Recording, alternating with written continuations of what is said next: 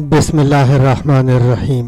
یہ اس وقت کی بات ہے جب مکہ مکرمہ کی فضاؤں میں ایک خاص نور پھیلنے والا تھا۔ کائنات انتظار میں تھی، زمین و آسمان گویا ایک آنے والے مہمان کی خوشبو محسوس کر رہے تھے۔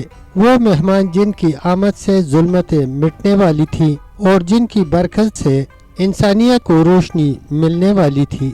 حضرت عبداللہ بن عبد المطلب کے چہرے پر ایک خاص نور چمکتا تھا۔ اہل مکہ انہیں دیکھتے تو کہتے یہ چہرہ عام نہیں، ان کے چہرے سے ایک نور پھوٹتا تھا جو دیکھنے والوں کے دلوں کو منور کر دیتا۔ پھر وہ دن آیا جب حضرت عبداللہ کی شادی حضرت آمنہ بنت وہب سے ہوئی۔ شادی کے بعد وہ نور جو حضرت عبداللہ کے چہرے پر چمکتا تھا منتقل ہو گیا۔ حضرت آمنہ کے چہرے پر یہ وہی نور تھا جو بعد میں نبی کریم صلی اللہ علیہ وسلم کے وجود اقدس کی صورت میں ظاہر ہونا تھا۔ امام ظہری رحمۃ اللہ علیہ روایت کرتے ہیں کہ حاکم نے اس واقعہ کو بیان کیا اور اسے صحیح قرار دیا ہے کہ صحابہ کرام رضی اللہ عنہم نے نبی کریم صلی اللہ علیہ وسلم سے عرض کیا، یا رسول اللہ صلی اللہ علیہ وسلم، ہمیں اپنے بارے میں کچھ بتائیے۔ آپ صلی اللہ علیہ وسلم نے ارشاد فرمایا، میں اپنے باپ ابراہیم علیہ السلام کی دعا ہوں، اپنے بھائی عیسیٰ کی بشارت ہوں اور اپنی والدہ کا وہ خواب ہوں جس میں انہوں نے ایک نور دیکھا جس سے شام کے محلات روشن ہو گئے۔ حضرت آمنہ فرماتی ہیں کہ جب آپ صلی اللہ علیہ وسلم ان کے بطن مبارک میں تھے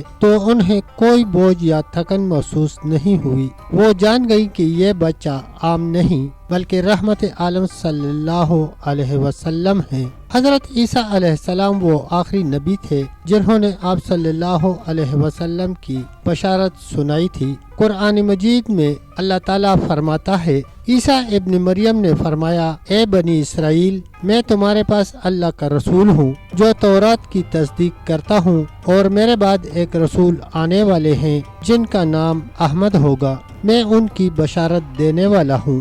اس بشارت کے بعد بنی اسرائیل اور اہل عرب دونوں آپ صلی اللہ علیہ وسلم کی آمد کے منتظر تھے۔ ہر دور کے صالحین، ہر قوم کے اہل علم اس مقدس ولادت کی امید لیے بیٹھے تھے، مگر تقدیر کا فیصلہ یہ تھا کہ نبی کریم صلی اللہ علیہ وسلم کے والد محترم حضرت عبداللہ آپ صلی اللہ علیہ وسلم کی ولادت سے پہلے ہی اس دنیا سے رخصت ہو جائیں۔ حضرت عبداللہ ایک تجارتی قافلے کے ساتھ مدینہ منورہ گئے، وہاں بیمار ہوئے اور اپنے ننیال بنو نجار کے ہاں ٹھہر گئے۔ ایک ماہ بیمار رہنے کے بعد وہیں وفات پائی اور مدینہ منورہ میں دفن کر دیے گئے۔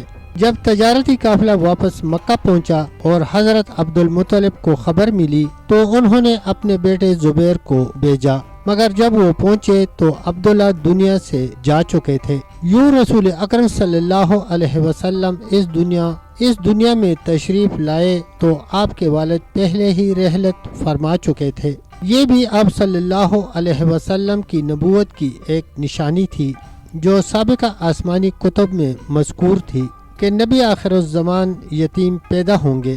اللہ نے چاہا کہ آپ صلی اللہ علیہ وسلم کا سہارا صرف وہی ہو جو سب سے بڑا سہارا ہے، یعنی رب العالمین۔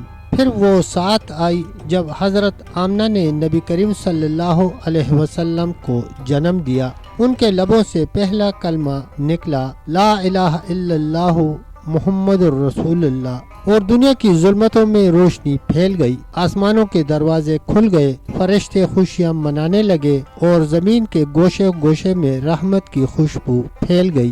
حضرت آمنہ نے فرمایا، جب میرا بیٹا پیدا ہوا تو میرے سامنے ایک نور ظاہر ہوا جس سے ملک شام کے محلات روشن ہو گئے۔ یہ وہی نور تھا جو کبھی حضرت عبداللہ کے چہرے پر چمکتا تھا اور اب پوری انسانیت کے لیے ہدایت و رحمت بن کر ظاہر ہوا۔ یہ نور ہی تھا جس نے جہالت کے اندھیروں میں امید جگائی، یہ نور ہی تھا جس نے مردہ دلوں کو زندہ کیا، اور یہ نور ہی تھا جس نے ہمیں اللہ تک پہنچنے کا راستہ دکھایا۔ اللہم صلی علی محمد وعلی آل محمد کما صلیت علی ابراہیم وعلی آل ابراہیم انک حمید مجید۔ پیارے دوستو تب تک اتنا ہی، ملتے ہیں انشاءاللہ اگلی ویڈیو کے ساتھ، تب تک کے لیے اللہ حافظ، اللہ نگہبان۔